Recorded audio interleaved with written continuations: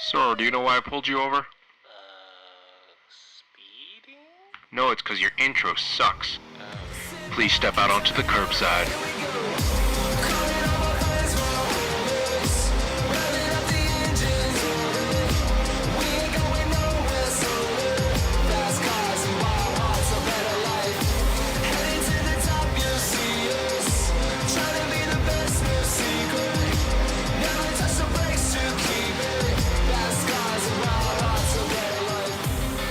Hey everyone, welcome back to season 3 of the Curbside Podcast. How long was season 2?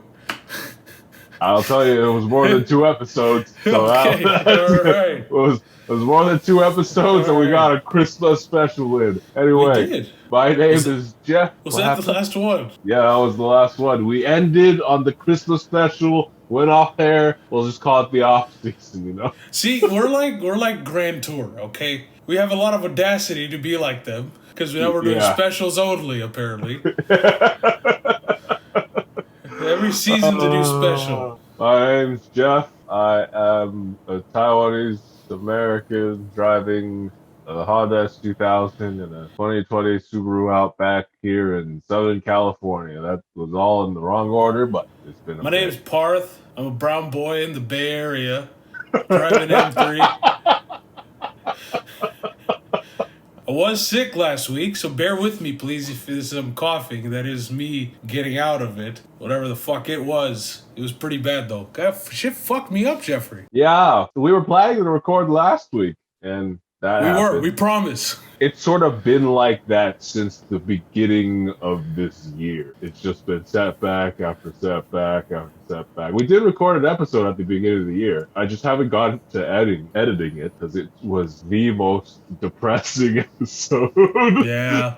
we ever recorded. It was like the new year started, here's the car news, and it was just us like everything Shitty. sucked. It was just everything. Everything's going electric. I remember I was very sad after that episode. Like I was like, why the fuck are we doing this show? Like literally after we were just us three just sitting there like, dude, what the fuck? Speaking of three, Andrew is not here, as you guys have seen, heard by now. He's busy. He's busy with work. A lot of stuff going on with him. Yeah, he's a busy man over at Tesla, and then the rest of us were also work schedules are. I just want to come home and do nothing. Same. Why? That's Jeffrey's why like, doing anything else was so impossible. Yeah, you come home, it's just like, what the fuck? What? For what? But we have some newfound motivation because you guys still have been discovering us and listening to us and shit. And apparently, we actually, Jeffrey, we owe it. We actually definitely owe an apology to the longtime listeners. The ones who binge our show. A few of you reached out to tell us that you binge our shows. And we are letting you down because this is the fucking nothing to binge. I mean, we're here now. We're back, kind of, hopefully. Hopefully this episode gets out. And, hopefully we'll... I've made a deal with Jeffrey, ladies and gentlemen. That I'm not recording next week's episode unless this episode goes live. If this episode goes live, you can expect another episode. But that deal with Jeffrey stands true for every episode, all right? You heard it here first. That means Parth has to stick to that deal too, eh? Yeah, that's true. It is true. I agree. But we're now sitting at 748 subscribers on YouTube somehow. Thank you. Apparently that video of my cousin and I just sticking an iPad onto the center of his CX-5 and calling it a Tesla is doing very well. I've been just so out of the cars, bro. Like, in general, People tell me, oh, dude, there's this new car. I'm like, excuse me? What's that? I know, right? There's why did they come out with that? There are people, who aren't into cars telling me, hey, did you see that new car come out? I'm like, no, yeah. Dude, one of my friends posted the other day, Instagram story of a Hummer EV, right? Yes. On the road. Out. And I'm like, when did that happen? Like, when did they start selling them? The last time we were talking about Hummer EVs was like, I can't wait till they're out in the mountain in the streets. And somebody's like, Hummer EV. And I'm just like, when the fuck did that happen? Shouldn't we be knowing this as the, pinnacle of car news and entertainment? It's on sale and it's been resold already. Well, of course it's been resold because these fucking people buy the fucking car and then they fucking try to make millions off the fucking car. The fuck, that's not even a thing. That's just people being dicks. Yeah, I mean, we'll talk about it when we get to the news, but a bit of update on us. Parth is now YouTube famous. Not from curbside. Thanks, fuckers. Why don't you tell us the story of what happened? I mean, it is vehicle related. It's not exactly car related. But... I guess so. So this happened back in November. I'm out flying. I was flying with a student. We were doing some practice landings in Watsonville. That's near Santa Cruz here. Just flying around. It's the evening time, and all of a sudden you hear over the radio, "Mayday, mayday, mayday!" Watsonville traffic, it's uncontrolled, so there's no tower there. It's just pilots talking to each other to making sure they don't fucking hit each other, right? And I'm like, oh shit, somebody's having an emergency, right? And so there was this dude, and he had a stuck throttle, no control over his throttle whatsoever, just fully plastered at the red line. Obviously, plastered at the red line, bro. He's been drinking too much. the throttle was.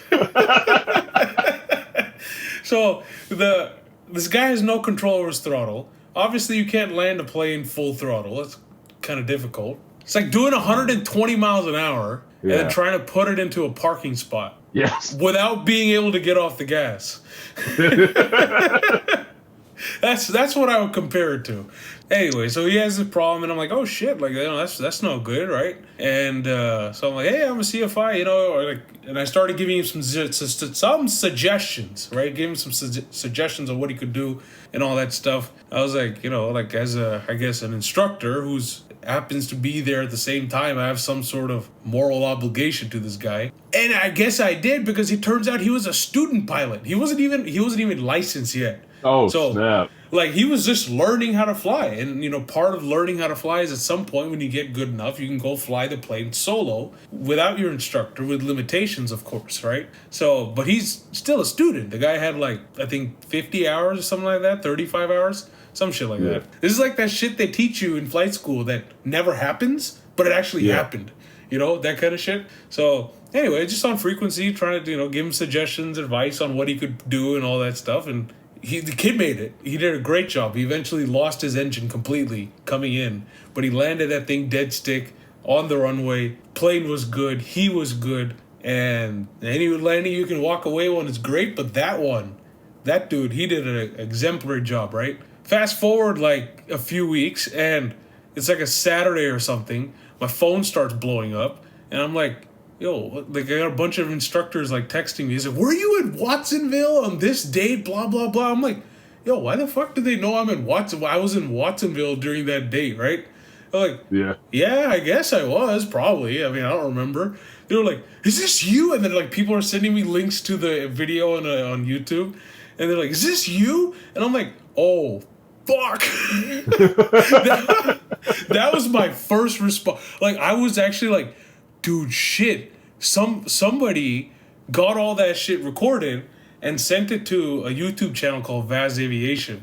And these guys, what he does is interesting things in aviation, emergencies, shit that happens, finds the ATC audio recording and is able to paint a picture using the live stuff of what happened. I'm there. I'm freaking out because I'm either the internet's gonna fucking kill me or they'll put me on a pedestal. Well, a few hours went by. It was nice to see they put me on a pedestal instead of ending my whole career and canceling me.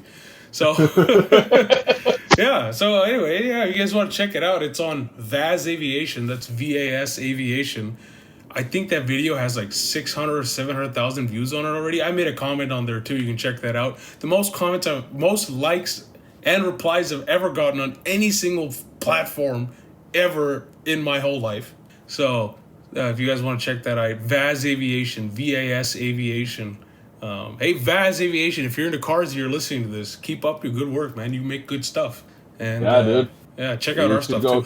You should, if you're from the Curbside Podcast, you go there and comment The Curbside Podcast from here. We'll leave the link to the video in the show notes. Yeah, there you go. Yeah. I mean, that's one exciting thing that happened. Yeah. Meanwhile, everything else has gone to, I don't know what's been going on. Gas prices have shot up beyond understanding. Yeah. But everything's just A-okay, you know? So instead of boring you with the regular trend stuff, we can talk more about what we've been doing. The Yeah. fuck you've been doing with your car, Jeff? I bought a trickle charger for it. Nice. The S2K? Yeah, dude. You know, I should forget that you... Because I've come down now twice since the last time we recorded, right? And every time I've seen you with the Subarus, I actually kind of forgot you owned the S2K. Yeah, because, I mean, you always stay at our friend's house who lives good amount of distance from me, and I just don't like, now that I have a commuter, I don't like putting long sort of straight... now he doesn't like putting miles on his cars. Highway. Okay. Well, look how the tables turned, bro. Excuse me, sir. It's because the damn price of that car keeps going up these days. Oh, so you don't want to depreciate the car now? Oh. Hey, man. Listen, man. The kettle calling the pot black, you bitch. Hey, excuse me. Yeah. Excuse suck me, my left nut, bitch. Mr. New Car. Gonna depreciate no matter what. Doesn't want to put miles on that. And didn't I say that's the wrong philosophy? What the fuck is it? Oh, these S2K and these NSX owners, all they ever want to do is just park it in their garage and never drive it. Ugh. What the fuck are you doing, bitch? You're no better. You're no better than the Hummer EV flippers. Excuse me? Bullshit, I haven't seen you drive shit on the weekend. Listen. How many times have you driven your M3 in the past few weekends? Every weekend. I make it a point to drive it I was sick this past weekend. That's not fair. I drove the S2K this past weekend. I didn't even leave my house. I didn't even leave my house, you dingleberry. You know, that's the problem, dude. That's the problem. That's the problem. You know, next time I'm sick, I'm just going to go take the M3 and go cough at a couple thousand people. Yeah, fuck you, bitch. You know? Hey, man, you don't have to get out of the car, man. You just go and drive around, make a drive. Dude. There was a point I couldn't see. I couldn't see this weekend. Like my shit was spinning. What kind of sickness you got, bro?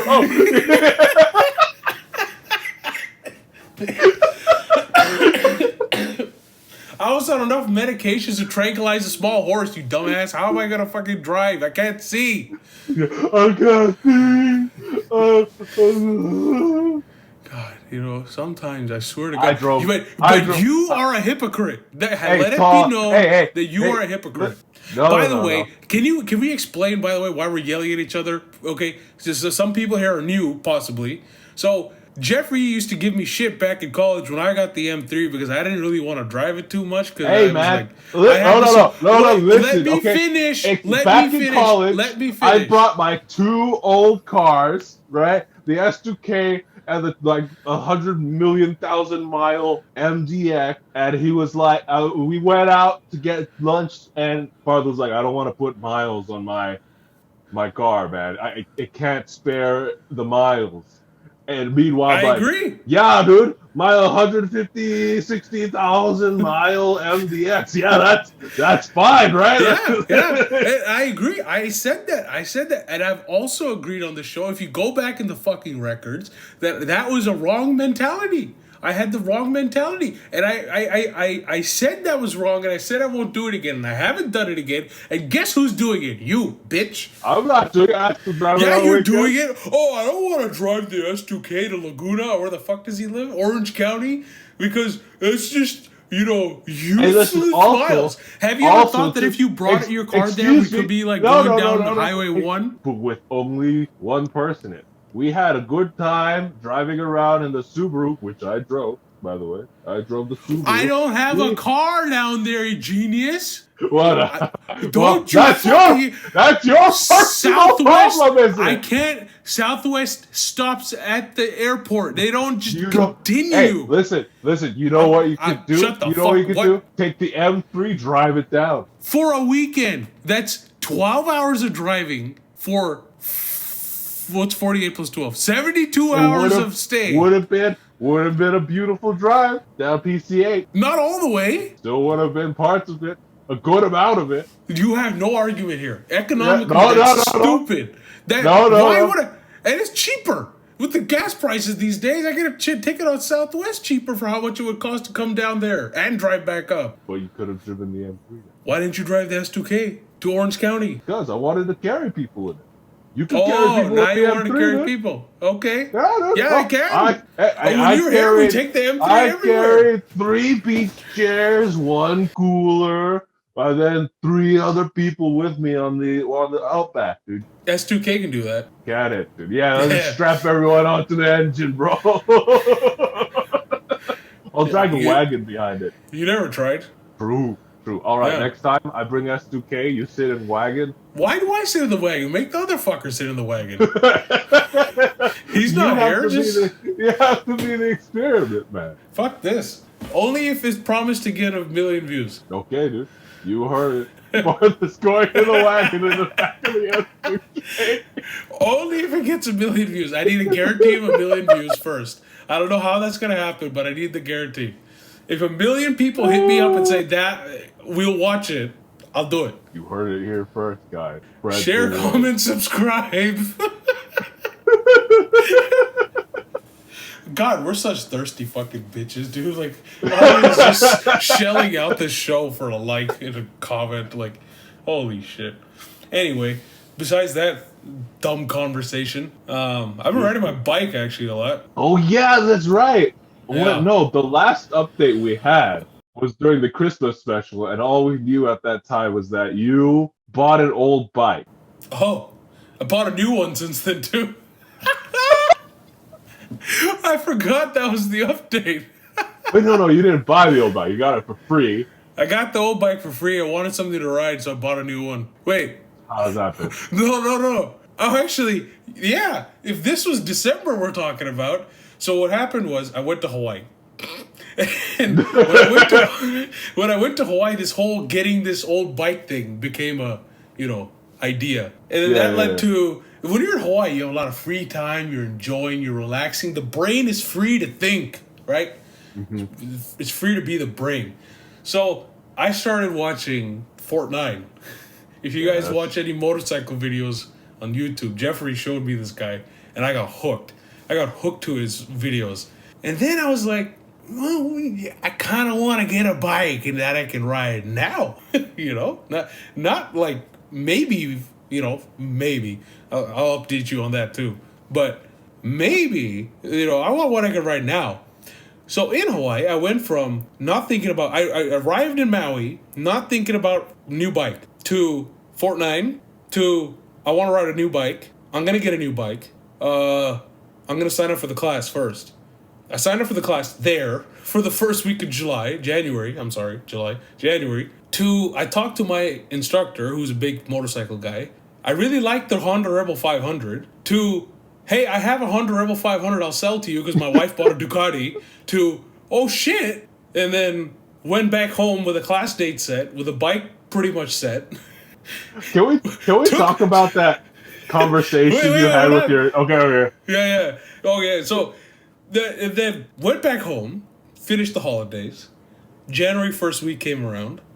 Class was on Saturday, Sunday, 2-day course. 6 hours of lecture in the morning, 5 hours of riding, or 5 and 5. 5 hours in the morning of lecture, 5 hours of riding in the range session, Saturday, Sunday, 10 hours of riding. Came back absolutely destroyed after those sessions.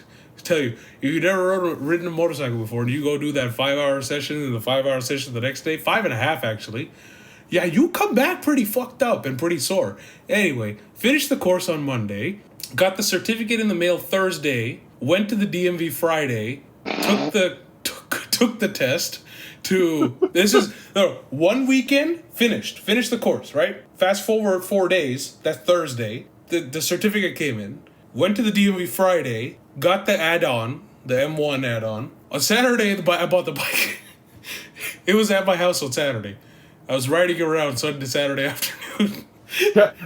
Can we talk? I don't, because we didn't go into this. I don't think last time we talked about this. No. That conversation you had with your instructor on the bike, because we were on the internet, sort of scouring bikes for Parth, and I was giving him the obvious suggestions of the Honda Rebel 300, KTM Duke 390s, all the beginner bikes, and Parth was like 300 seems a bit small, which not really. But he wanted the Rebel 500, and he asks his instructor, he texts the instructor, his instructor like, hey, what do you think about the Rebel 500? And I believe what he responded was, I have one. I'm selling it to you. That's actually exactly what he said. Because he was out flying. He goes and flies jets and shit, right? So I think this guy was like about to make an approach into Teterboro or some bullshit like that, right? So he was texting me before he came into land. They have Wi-Fi on the plane.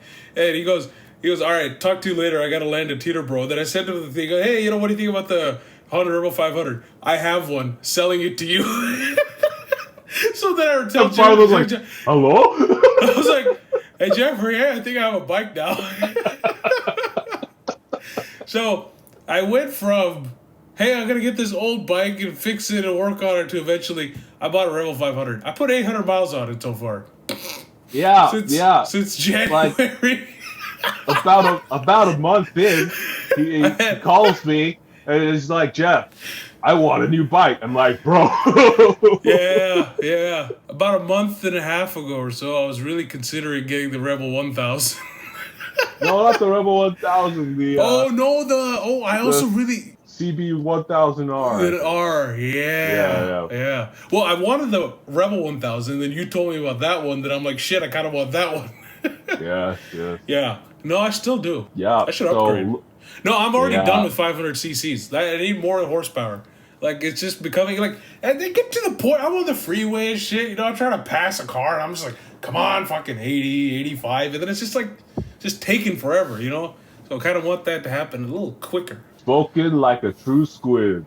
People say that like, oh, the speed feels fast. It felt fast for about 2 weeks, okay? Then 30 miles per hour got fucking boring. 60 got boring, okay? So yeah, like, you gotta learn more cornering, bro. I do all the I do all the cornering. You do all of it, dude. So you're a MotoGP racer now, eh? No, you can't be a MotoGP racer in a Rebel 500. It sounds like you are, dude. No, but I've taken it up to Alice's and I've fucking whipped that shit a few times, dude. All right, well, anyway, new bike. Anyway, so I needed that 1000 cc. What? What is it again? The CB1000R. CB1000R. There you go. But at the same time, I don't know. I'm all this kind of this. I'm saving money trend right now. For a new bike. That's a good idea. What about your bike? My bike is. This is a motorcycle podcast now. Fuck this. This is now the Kickstand. The Kickstand podcast, bro. The two-wheel podcast. Yeah, I mean it's fixed. Still got things to be worked on. You need a helmet. I need a helmet. I ride with the one I crashed in around my neighborhood. That's it. That's not a good idea, man. just really slowly around my neighborhood, just so the battery doesn't die. Keeps the carbs working. The other bike, the old bike, Jeffrey, you know this. Fuck it, I'm throwing it out. So, I told Jeffrey this, that if I give up on that bike, he can come and take it. And I told him that it's basically, does my dad get rid of it first, or does Jeffrey come pick it up? So it's still there. It's not gone. It's up to Jeffrey. If he wants to come get it, he can come get it tomorrow if he wanted to. But I'm done with it, dude. That thing is just way too much work. I don't have the time. Like we've talked about before, I come home from work and fuck, I'm done with machines. So, that bike is just, dude, did I tell you that, well, actually, it's something I never told you about, right? I think it was like a month or so back. All this, let me call somebody who knows something about restoring motorcycles or something, right? Yeah. So I called a shop. They told me to call this shop that is apparently known for doing this shit out in Santa Cruz. And I talked to this guy. I think he was the owner of the place for like almost an hour. Great guy. Talked to me on the phone. Like, I was telling him, like, look, I'm working on this thing. I think the engine needs major work. Like, major work. Because the open it up, The pistons are rusted. The bearings are fucked. The seals, the gaskets, they're all fucked. It's just you opened it up that much, right? yeah. So I said, how much can I? I was like, I can't rebuild an engine. All right. As much as I wanted to expand my bounds on mechanical engineering, that's beyond me, dude. That's a full-time job. Like, fuckers go to school and they learn and they put time and energy and dedication, blood, sweat, and tears to learn. And some dumbass motherfucker in a Boeing sweater who flies airplanes for a living thinks he's gonna waltz in and just fix an engine? No. First of all, I'm not that intelligent. Second of all, I don't have the training. So I'm like, let me just call somebody to talk to him and be like, can you restore the engine for me? Like maybe the rest I can handle, but if somebody can handle the engine, this will make me want to keep the bike a bit more, right? And he's like, look, I don't do just engines. And then he goes, if I do, like if I would, and like there's a few places that might take it. No, he said, I don't do engines right now because it's coming to be springtime and people want like full bikes and that kind of stuff. He was a full restore. Like this is the fucker you go to if you have money and you really want to make this kind of a bike that I got into brand new condition. Yeah. And don't care about spending like $9,000-$10,000 on it, even though the bike probably costs $4,000 or $3,000, right? So he goes, I'm not doing engines right now because it's coming springtime. People want to ride bikes. We usually do that in the winter when we can't really, work outside too much. We just take the engines in our shop and stuff. So the guy says, engine rebuild on that costs you like $5,000. I'm like, motherfucker. That's just the engine. Like, there's a whole bike to go with that. I might consider it because it's like $5,000 to get a whole brand new, like basically a new bike, right? If you were to fully restore it, I'm like, maybe I'd consider it. But $5,000 just for the engine, I'm like, yeah, buddy, that ain't happening. So anyway, then the guy talked to me about how like what you have to do and like the process and like the mentality behind it. Great guy. Talked to him for an hour. Hung up the phone and was like, I'm getting rid of this shit.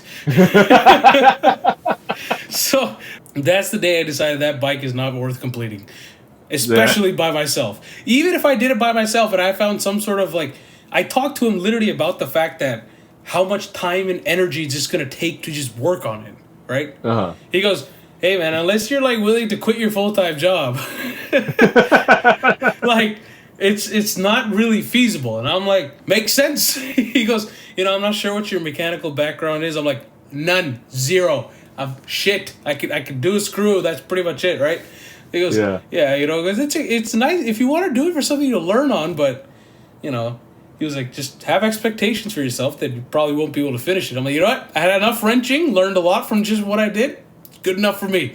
He goes, so that bike's out. I was like, I'll get rid of that and I'll just buy another bike. I think that's a better idea. Apparently you always have to have two bikes. Yeah. Anyway. So that's what we've been up to. How about we do our break?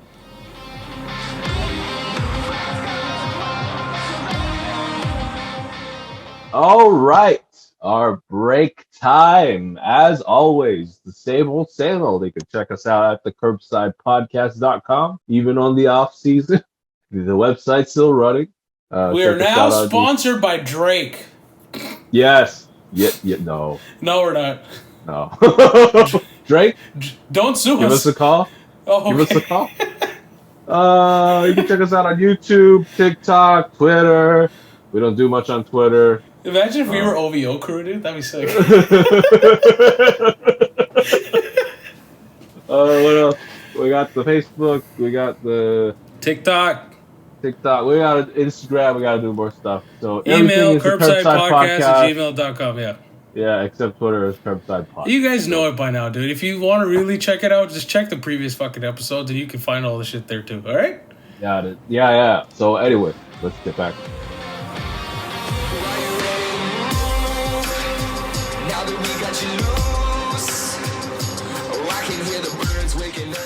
All right, back to the show, and it's time for the news. Hey, to lead into the news a bit, when you were down here, yes, Yeah. We went car window shopping. We did. That's right. I mean, one of the places we went to at the end of it was like, I think it was like a Bugatti dealership, right? We saw Yeah, it was like there. Lamborghini, Bugatti of Newport. No, yeah, Newport Beach, something like that. Yeah, that was I saw a Chiron for the first time in person, and I felt like I didn't belong there. Bird shit in it. Yeah, that was that I think that dropped the value down by like $2 million. Honestly, they should have just given it to us at that point. It's like, that shit's not worth anything. You take it, you fucking low lives. That ain't the way you treat a Chiron. But anyway, before that, we did go check out the Jeep Grand Wagoneer. So before, to preface all this, right? Jeffrey's been Grand Wagoneer Rivian for the past like 6 months. That's all he's been talking about. So when the Grand Wagoneer, Jeffrey went and saw it a few months back, earlier, before I did, and he's just been on this. He's like, you gotta go see the Grand Wagoneer. You gotta go see. I'm like, bro, they don't get them up here. If they do, they're sold. So Jeffrey's like, all right, let's go see the Grand Wagoneer. I'm fucking glad we saw the Grand Wagoneer too. Yeah, right. It is nice. Yeah, our friend, I brought him there because I said it's a car perfect for his size. He's over 6 foot tall, and I'm like, bro, sit in the third row. Yeah. Dude, Jeffrey did a great thing. So he had the tall boy, our friend there, sit in the driver's seat. Then he had me sit in the middle row. And then he sat in the back. And he said, everybody get into what's comfortable. Because all 3 rows can move forward and back, right? So Ryan, who's our friend, got into the comfortable position. He's the tall guy. And his comfortable position, and this is a fucker who drives a Prius too sometimes. So you don't want to sit behind him in the Prius when he's in his... In fact, the Prius can't go far back enough for the way he would actually like. He said that before. So... So that's how tall this guy is. So he got back into his fully comfortable that I can drive this everyday position. Then I got into I want to be treated like business class in the second row. Like full leg room, don't have to worry about my knees or legs. So I go to the full bus. It reclined a little bit, so I did that too. And then Jeffrey was sitting in the third row, and every single one of us in a line was comfortable. It was uber comfortable. Like very comfortable. Each of us was sitting in an S-class level of comfort. It's not in like all 3 positions. Oh, I could probably do this for a short trip. No. I could do this for a long trip. 6 people. That means if we go by our metric, 2 abnormally tall people and 4 average Joes could go on a long road trip in that comfortable. We're using comfortably very lightly here. We should really, really emphasize the fact, everyone can be in S-Class. If you've sat in the backseat of an S-Class, you know what we're talking about. You can be in S-Class levels of comfort. Every single person. Very easily, single person. Every single seat in that car. If it's occupied, you can have that level of comfort. And there's 6 motherfuckers it can take. And then you're just surrounded. 7? You can take 7, yeah. It was because it was 2 in the front, 2 captain's chairs, and then technically you put 3 in the back. Yeah, it wouldn't be uncomfortable with 3, but it's not as comfortable as having 6. And you're surrounded by quality. Would you say that car was so much worse than a Range Rover? No, it made me... I literally walked down and I said to you, why the fuck does Range Rover charge the way what it does charge for so quote-unquote luxury and craftsmanship? Yeah, because... I saw it in the Grand Wagoneer for $100,000. The step up from the Grand Wagoneer interior to the Range Rover interior, you have to be licking the wood to being this tree came from a different forest than a less quality forest than the freaking Grand Wagoneer. And it's so much more car. It is. It's so much more car.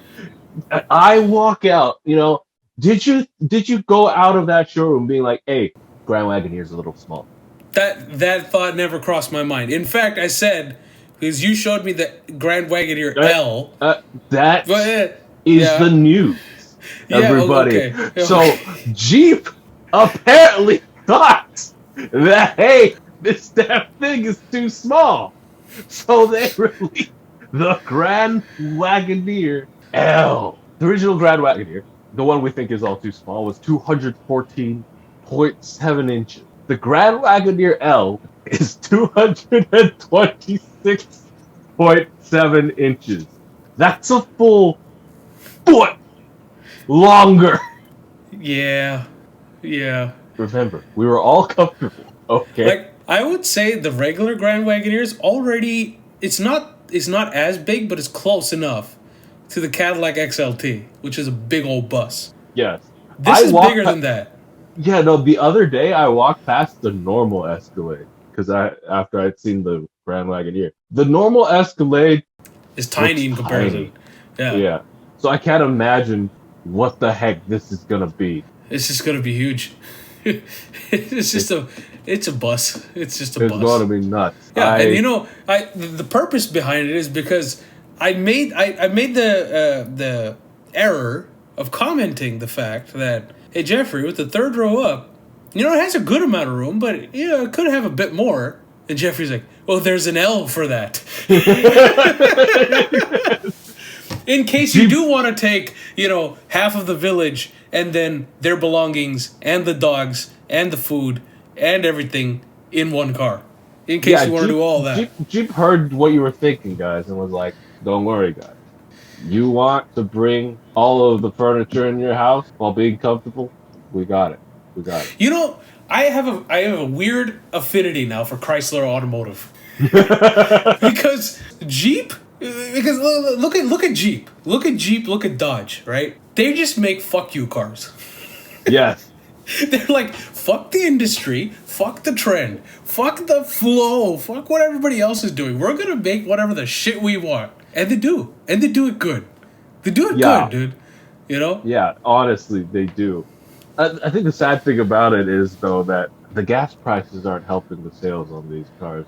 That's temporary. Just get somebody, Guys, buy it now. Because I did see marked down. Really? For the Wagoneer. Marked down for the normal Wagoneer. I don't know about the Grand Wagoneer, but the normal Wagoneer, it's marked down, which is not a common thing. Which also, let's make it clear that the Wagoneer is the same size.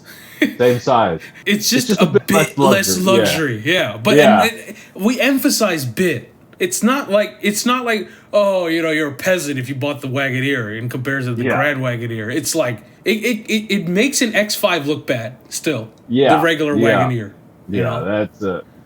So if you want to get one, if you can afford to get one, please, because don't let this guy die. It's a masterpiece of a vehicle. It does do 14 city, 20 highway, which is it's fine, man. It's fine.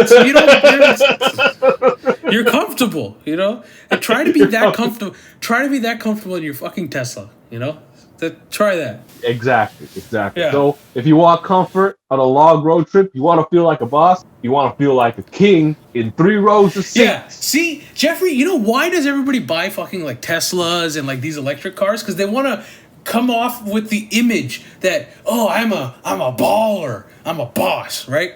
Everyone knows you're a fucking poser. Anybody who knows anything about cars knows you're a fucking poser and a loser, and that you bought it because of the badge. And the real kings, please stand up with your Grand Wagoneers, okay? Yeah. Or hell, Jeff, I'll even make the case: the people with their Cadillacs and their Escalades and their Yukon top of the line shits.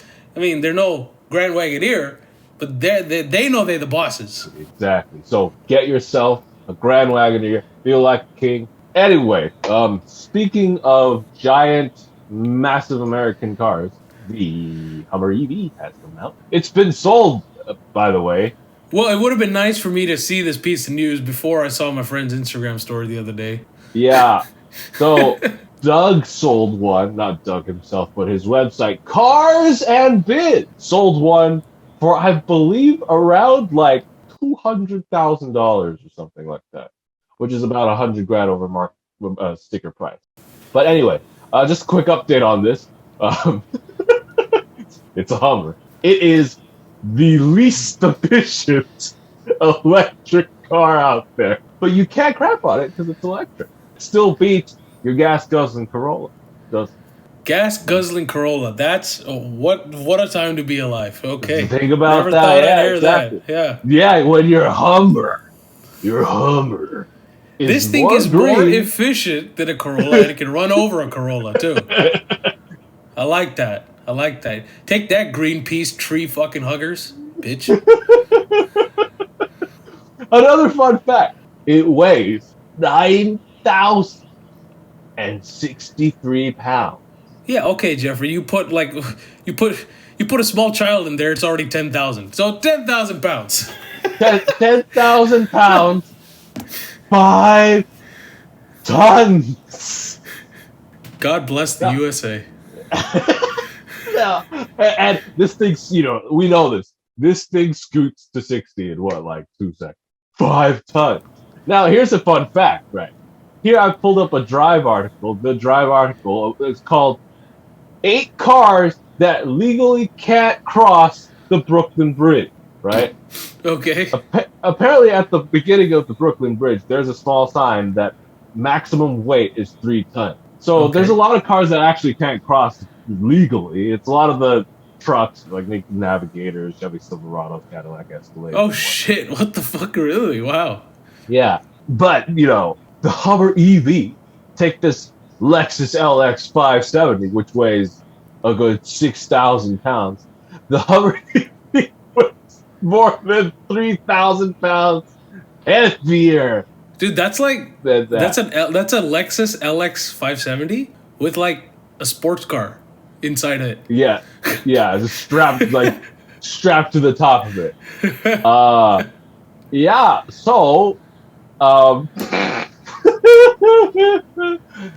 yeah. So I thought I'd update you on that. Anyway, you got any news, Parth? Yeah. If you guys live in California, more driver friendly. Just kidding, not driver friendly. Car enthusiast friendly things are coming your way. Smart cameras. Remember the smart cameras? You got a stoplight, red lights and stuff. Jeffrey, you jump the red light for camera flashes. Your license plate because it's a picture taken, sent to your house. You got to pay a fine. You feel bad because everybody saw that you jumped the red light because the flash went off, and you're like, you feel like a delinquent. Well, smart cameras are now to enforce loud exhaust policy in California starting in 2023. Hold on. Yes.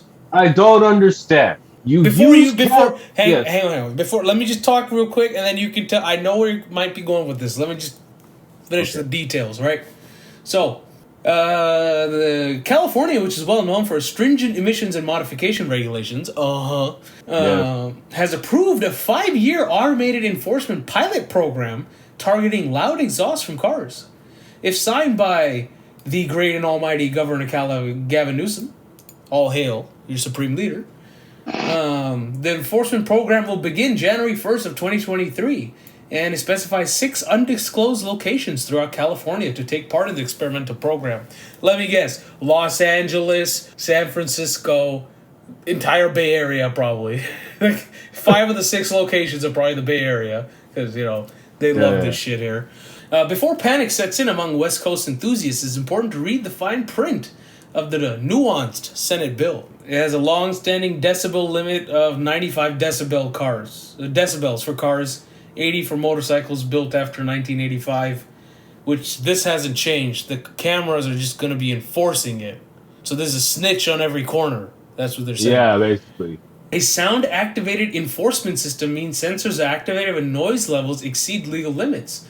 And smart cameras are used to obtain a clear photograph of vehicle license plates. It is not immediately, and this is exactly the concern I had, or the thought that I had when I first read this. Yeah. It is not immediately clear how these cameras will pinpoint vehicles in traffic, or how they will differentiate between cars and motorcycles. Right?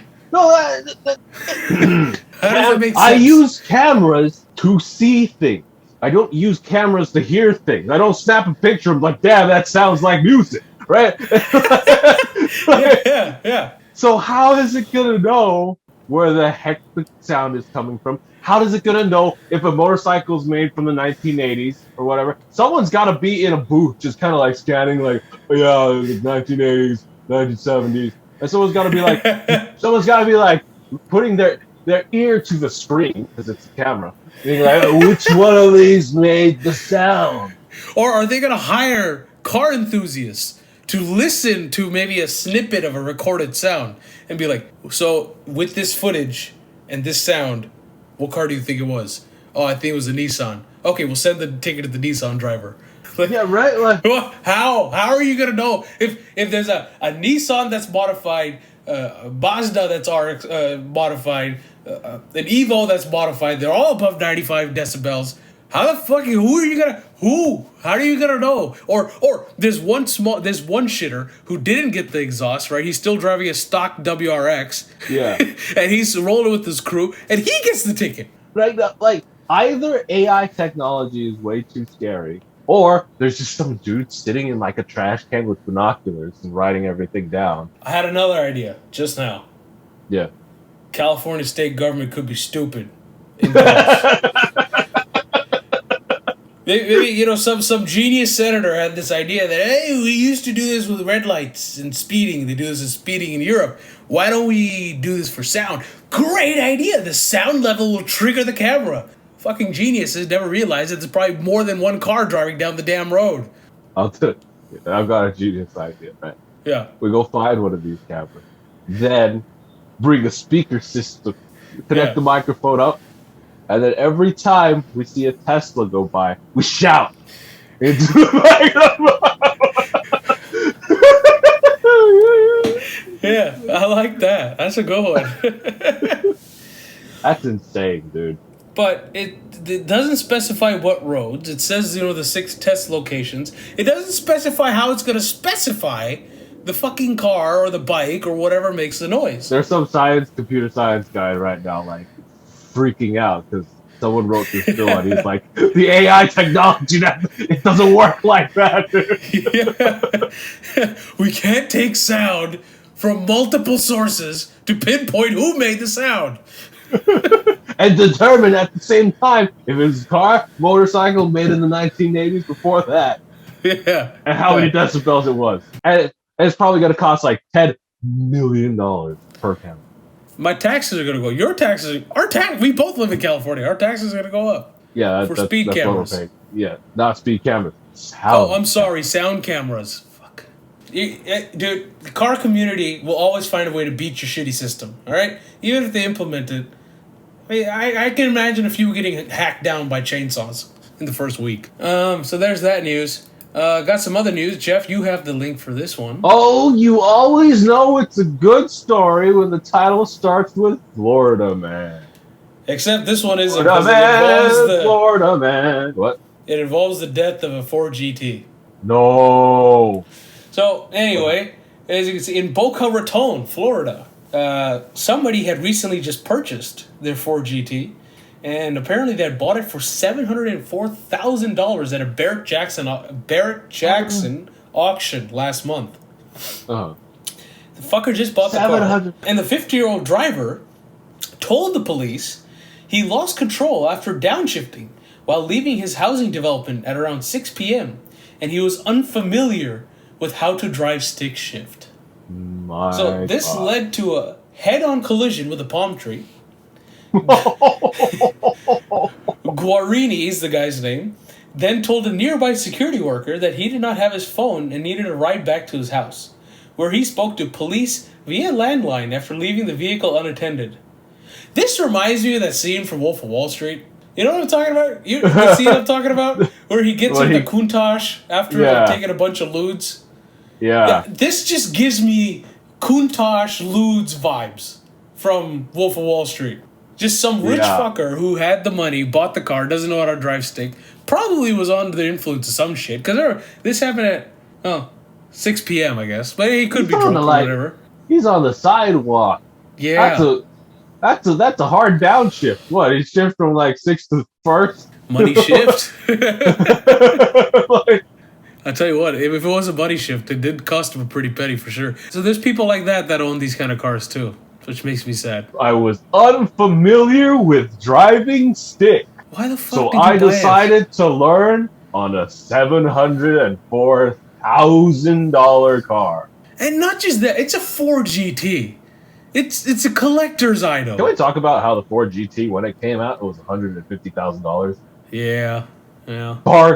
Bargain of the lifetime, dude. Yeah.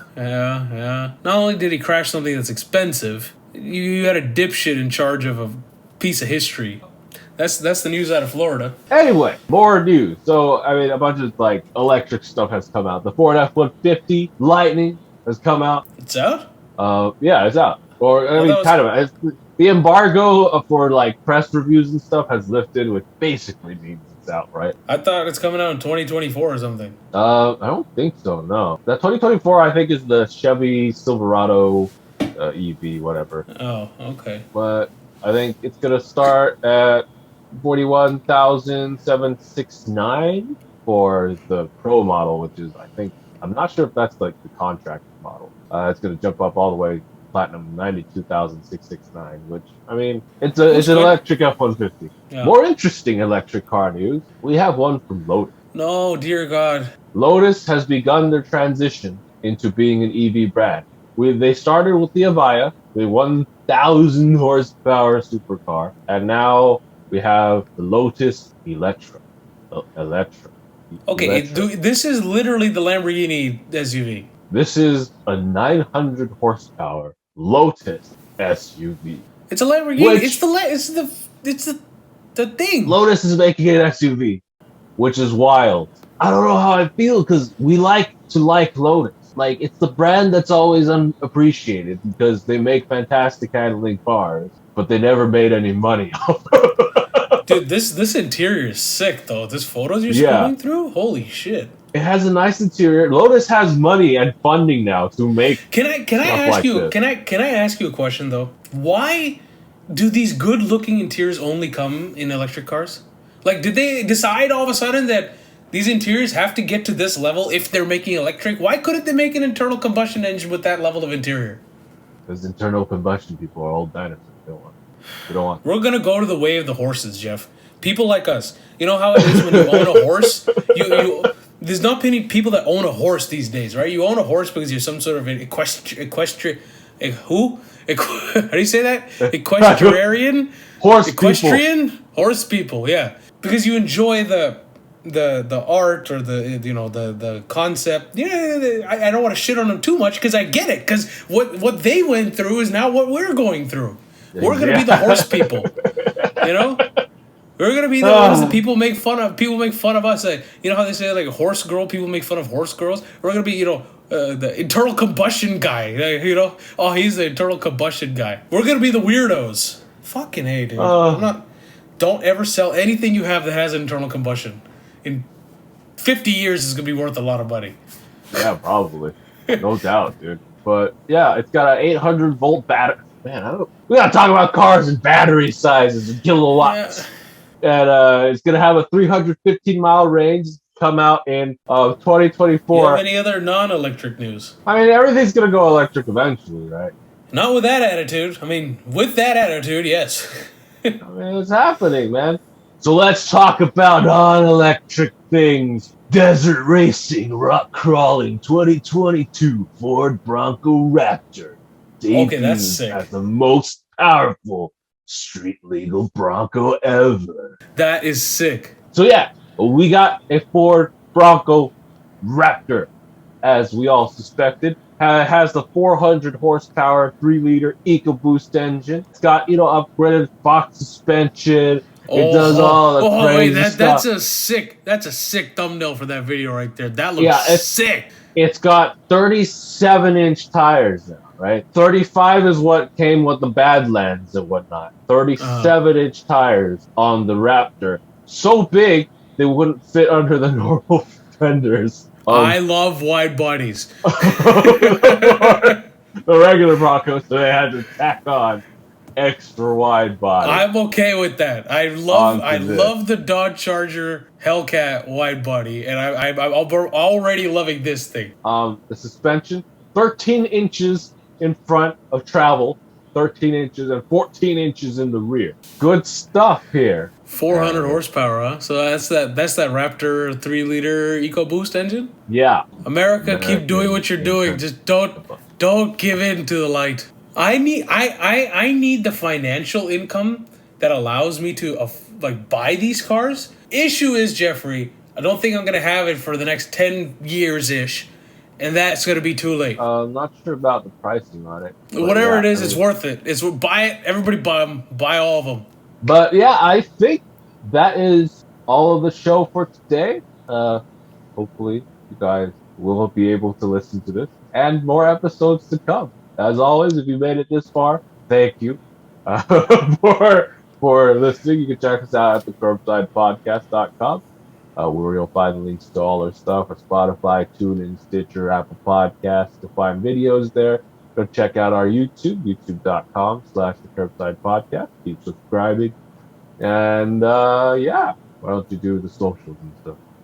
Twitter, Facebook, Instagram, Gmail, TikTok. Most of them is at the Curbside Podcast. Except Twitter, it's at the Curbside Pod. No, just Curbside Pod. Sorry, Curbside Pod. What? Yeah. Yeah, an email is the Curbside Podcast at gmail.com. Nice and easy. See? Good. Good to go. All covered. We'll be back next week. Okay, yeah. All right, so if Jeffrey holds up his end of the bargain, I'll hold up my end. Yes. All right, so count on us. Yeah. Andrew probably won't be back for a while. He's got work stuff. Whenever he's free, we'll try to get him on. But as always, my name is Jeff. I'm Parth. Remember, drive safe, and life is too short to drive boring cars. Man, ain't that true now more than ever? Don't buy electric. Don't buy it. Unless it's next week, we're talking about all the cool electric cars. I swear to God, that's every week. What's new? All right, bye.